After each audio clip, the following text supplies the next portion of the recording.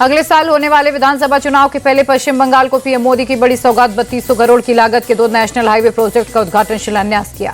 खराब मौसम के कारण नादिया के राना घाट नहीं पहुंच पाए पीएम मोदी कोलकाता एयरपोर्ट से कार्यक्रम में हुए वर्चुअली शामिल। वर्चुअल संबोधन में पीएम का ममता सरकार पर अटैक, कहा बंगाल में महाजंगल राज, हम बंगाल के लिए काम करना चाहते लेकिन ममता सरकार कट कमीशन में लगी।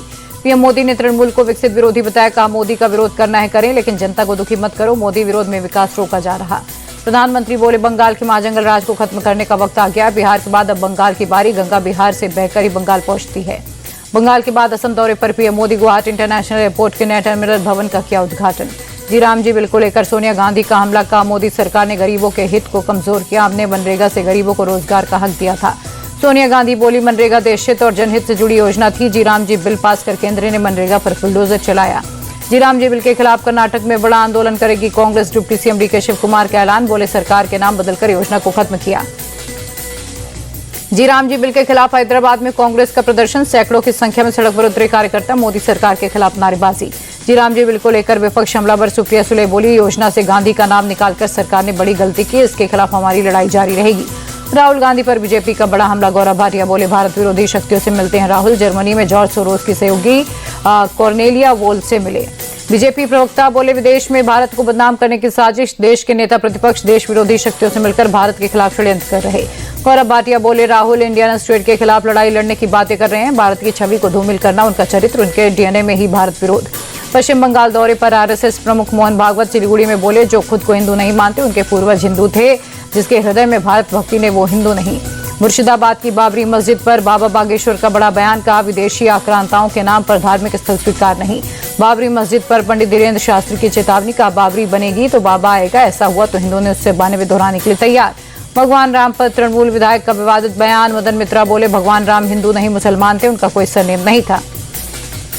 बीजेपी के राष्ट्रीय कार्यकारी अध्यक्ष नितिन नबीन ने दक्षिण भारत से की अपने अभियान की शुरुआत, चेन्नई के रास्ते 2 दिनों के दौरे पर पुडुचेरी पहुंचे।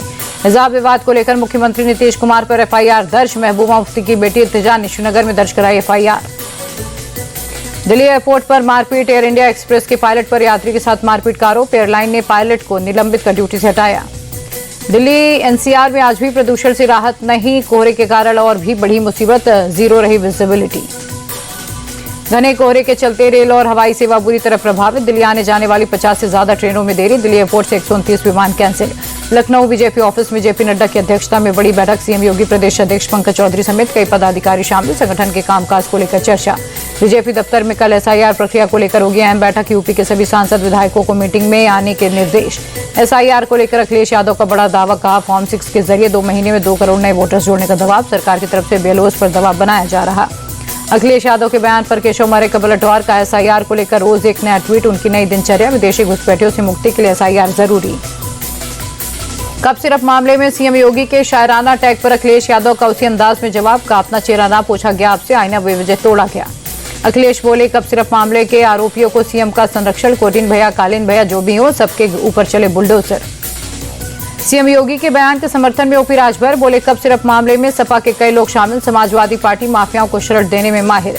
कोडीन कप सिरप मामले में एक और गिरफ्तारी, कई दिनों से फरार चल रहा मेडिसिन हाउस का संचालक प्रियांशु गौतम रायबरेली से गिरफ्तार।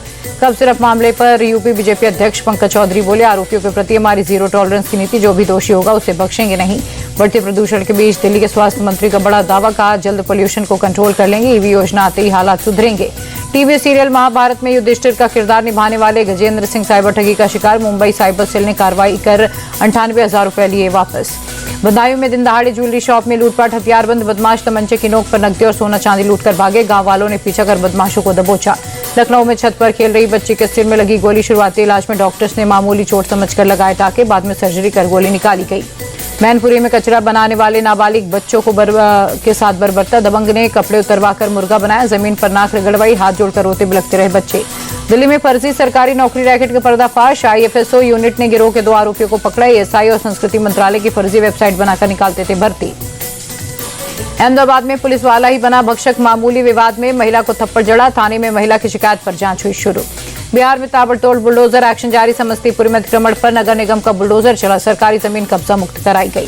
राजस्थान के डूंगरपुर में साइबर ठगी करने वाले गिरोह का बनला फोड़, पुलिस ने 2 आरोपियों को गुजरात से पकड़ा, 160 करोड़ से ज्यादा की ठगी का खुलासा। वनडे टीम के कप्तान शुभमन गिल टी20 टीम से बाहर, वर्ल्ड कप के लिए नहीं हुआ सिलेक्शन। चयनकर्ताओं ने एक बार फिर रिंकू सिंह पर जताया भरोसा, संजू सैमसन को दिया मौका। अभिषेक शर्मा, तिलक वर्मा, हार्दिक शिवम भी टीम में शामिल। हर्षित राणा, वरुण चक्रवर्ती, बुमराह भी टीम में। कुलदीप यादव, वाशिंगटन सुंदर, अर्शदीप भी खेलेंगे टी20 वर्ल्ड कप।